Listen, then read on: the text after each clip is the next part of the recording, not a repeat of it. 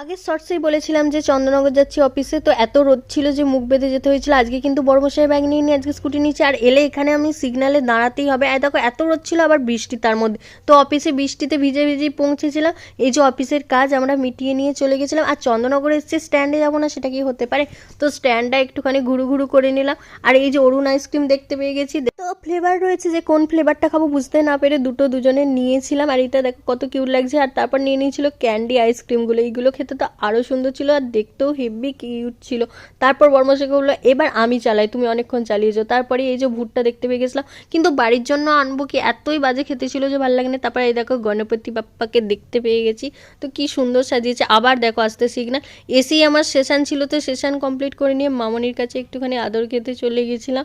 তারপরে এই দেখো পিসিমণিরা এসছে, পুজো আছে তার জন্য কত কি এনেছে। পিসিমণি মিষ্টি খায় না যেহেতু, ওই যে পিসিমণিকে গ্রিন টি বানিয়ে দিচ্ছিলাম। তারপর যা রুটিন